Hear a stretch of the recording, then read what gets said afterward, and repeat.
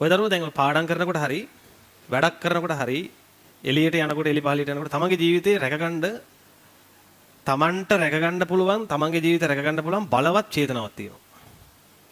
බලවත්ම චේතනාව. ඒක තියාගෙන ඉන්නකොට සාමාන්‍ය සම්‍යක් දෘෂ්ටික දෙවිවරුන්ගෙන් පව උදව් ලැබෙනවා. හැබැයි මේක අවංකව තියාගන්න ඕන. බොරුවට නෙමෙයි. අවංකවම කවුරු හරි අන්‍යාගමික ළමෙක් හරි කමන්නේ. මම මේක ඉස්සෙල්ලා මේ බෞද්ධ ළමයින්ට කියලා ඉන්නම්කෝ. ඒගොල්ලෝ ගලප ගන්නකො මේක. අවංකවම තමන්ගේ හිතේ චේතනාවක් තියාගත්තොත් මම මේ බුද්ධ ශාසනය ආරක්ෂා කරන්න බැඳී ඉන්නවා කියලා. ඒක බලවත් චේතනාවක් ළමයි. මේකට දෙවිවරුන්ගෙන් එපා උපකාර ලැබෙනවා ළමයි. හැබැයි ඒක අවංකව තියෙන්න ඕන. බුද්ධ ශාසනය රකින්න බෑ පාරවල් වල කෑ ගහලා. එහෙම නෙමෙයි රකින්නේ. ශාසනය රකින්න කෙනා ඉස්සල්ලාම හරියට තිසරණ ගැන පැහැදීම හදාගන්න ඕනේ. එහෙමයි ශාසනය රකින්න ඉස්සල්ලාම අත්පොත් තියන්නේ. බුදුරජාන් වහන්සේ ගැන ಗುಣ වශයෙන් දැනගන්න ඕනේ. බුදුරජාන් වහන්සේගේ ගුණ 9ක් තියෙනවා ප්‍රධාන. ඒ බුදු ගුණ 9වත් අහලා නැත්තම් දන්නේ නැත්තම් කොහොමද ශාසනය රකින්නේ? ඊළඟට ධර්මයේ ගුණ වශයෙන් දැනගෙන ඉන්න ඕන. සම්දිට්ඨිකයි කිව්වහම මේකේ තේරුම දැනන් ඉන්න ඕන. තේරුමවත් දන්නේ නැතුව කොහොමද ශාසනය රකින්නේ? ශ්‍රාවක සංඝයා මේ ගුණයෙන් යුක්තයි කියන එක දැනගෙන ඉන්න ඕන. එහෙනම් ඔය දරුවෝ මේ ගුණ හොයන්න. මට පුළුවන් වුණොත් මම දවසක ටියුට් එකක හරි මේක print කරලා දෙන්න බලන්නම්. එහෙම දැනගෙන හිටියොත් ඔයාලට මේ ගුණ වශයෙන් දැන හිටියොත් හිතේට එනවා පැහැදීමක් අනේ මගේ සාසුන් වහන්සේ මේ ගුණයෙන් යුක්තයි. දැන් අන්‍යාගමික දරුවෙක් අපි හිතමු. ඒ දරුවෝ තමන්ගේ සාසුන් වහන්සේලාට තමන්ගේ ආගමික ආයතන වලට පූජකතුමන්ට කරන ගරුසත්කාර දිගටම කරන්න. හැබැයි ඒ දරුවෝ මෙන්න මේකෙන් පරිසංගන මොකද්ද? කවුරු කිව්ව නිසාවත් බුදුරජාණන් වහන්සේ ගැන හිත අපහදව ගන්න එපා. අපහ ගන්න නැතුව ඉන්න. අපහදව ගන්න නැතුව ඉන්න. දැන් ඔය ගිහිල්ලා පිළිම වල බෙලි කඩන්නයි අරාමිය කරන්න යන්නේ නැතුව ගෙවල් වලටලා පාඩුවෙන් අතිරාගෙඩියක් ගන්න. අවුරුදු කාලේ පුස් ගන්න කලින් ඒව කාලේ ඉවර කරන්න එක්කෝ. අර වැඩ වලට පෙළඹෙන්න එපා. තමන් ආයතන සංවරය ඇතුව ඉන්න. එතකොට ළමයි ඔය චේතනාව හරි බලවත්. ඔය බලවත් චේතනාව බලවත් කරන්න තමන් හරි මේ තමන්ගේ අර පාර ක්ලියර් වෙනවා. පෙර ජීවිතවල මොන හරි අකුසල් ඉස්මතු වෙන්න තියෙනවා නම් ඒව පව අහෝසි වෙලා යනවා. පිටිපස්සට යනවා ඒව. තමන්ගේ පාර ක්ලියර් වෙනවා. එතකොට හොඳට වැඩ කරන්න පුළුවන්. ඉතින් කවුරු හරි දරුවෙක් වැඩ කරන්න කලින් අවංකවම හිතුවොත් මම මේ බුද්ධ ශාසනය ආරක්ෂා කරන අනාගතේ මම හොඳට මේ ධර්මයේ තුල රැකෙනවා කියලා ඒ චේතනාවම ඇති ඒ දරුවට හිත පිහිටව ගන්න. ඉතින් බලවත් කර්මයක් ඉස්මතු වුණොත් මිස නැත්තම් Tamanට තමන්ගේ පාර ලස්සනට පැහැදිලි වෙයි. ඉස්සර මිනිස්සු නම් එහෙමයි. දැන් ওই ගාමිණී අපේ නිරඳුන්ට උපකාර කළපු යෝධයෝ වෙන කිසිම චේතනාවක් තිබ්බේ නැහැ කියනවා. රාජසභ වෙනින්නවත් මැති ඇමතිකම් දරන්නවත් ඒක නෙමෙයි තිබ්බා කියන්නේ. දැන් අද කාලේ අපේ උන්ට වැරදිලා තියෙන්නේ ඒකනේ. ඒකයි මම අර කලින් කිව්වේ ඔයාලා මේ විභාගේ ඉක්මනට ඉවර කරගත්තොත් ඔයාලගේ ජීවිතේ සැලකිය යුතු කාලයක් ඉතිරි වෙනවා පුතා මිනිසුන්ට උදව් කරන්න. සැලකිය යුතු කාලයක් ඉතිරි වෙනවා. එහෙම නැත්තම් හැමදාම කොහේ හරි අධ්‍යාපන ආයතනයක හිර වෙනවා. එක්ක රිවිෂන් පන්තියක. මිනිසුන්ට උදව් කරන්න තියා Tamanට උදව් ගන්නවත් අමාරුයිනේ රිවිෂන් පන්තිය ඉද්දි. එක්ක කැම්පස් එකේ හිර වෙනවා. ඊට පස්සේ ඔය කැම්පස් එකේ කොල්ල කෙල්ලෝ කරන ඒවා ටික ඒ හින්දා මතක තියාගෙන මේ මාස කීපේ ඔය වැඩකට නැති දේවල් වලට කාලය වේදම් කරන්නේ නැතුව පුළුවන් නම් හිත පහදවාගෙන වැඩ කරන්න පටන් ගන්න. මේ මාස කීපේ දරුවෙකුට වැඩ කරන්න බැරි වෙන ප්‍රධාන හේතුව තමයි දෙමව්පියන්ට වංචා කිරීම. ඒක තමයි ප්‍රධානම හේතුව. දෙමව්පියන්ට වංචා කරපු ගමන් පළවෙනි කෙලෙහිගුණේ නැති වෙලා යනවා. එතනින් වැඩ කරන්න හිතට එන්නේ. ළමයි දන්නේ ඒක කර්ම විපාකයක් කියලා. දෙමව්පියන්ට වංචා කරද්දී පළවෙනි කෙලෙහිගුණ දක්වන්න ඕනාම පිරිසට කෙලෙහිගුණ දක්වන්නේ නැහැ. ඒකේ ලැබෙන කර්ම විපාකය තමයි Tamanට ලැබෙන්න දෙන සැප විපාක නැති වෙලා යනවා. දුක් විපාක තමයි ඉස්මතු වෙන්නේ. පිළිගත්තත් නැතත් ඔක තමයි ඇත්ත. අපි දැන් ළමයෙක් මේක දැඩිව පිළිගන්නේ. හා.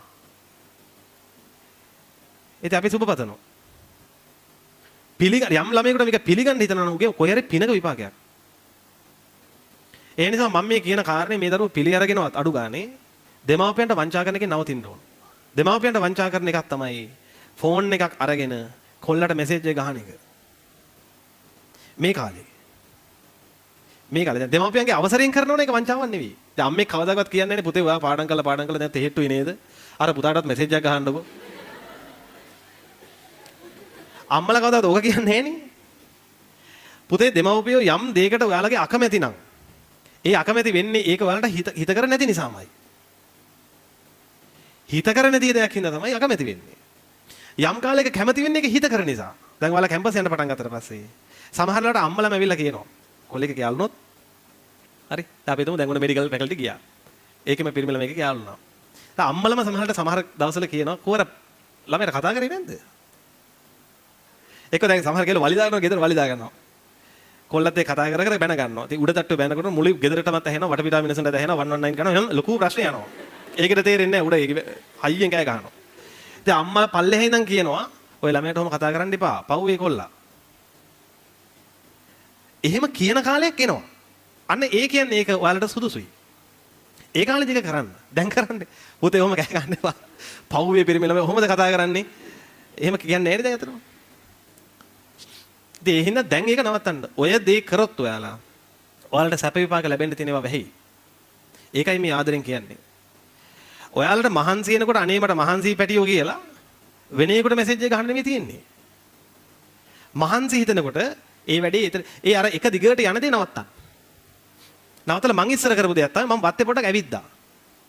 මටත් කෙල්ලෙක් හිටපු කාලයක් තිබ්බා. මාත් ඒකට මැසේජ් ගහපු කාලයක් තිබ්බා. ඒකේ ආනුභාවයෙන් මට දෙවෙනි පාර කරන්න උනා. ඒකයි කියන්නේ මම ඒ ගොන් වැඩේ කරන්න එපා කියලා.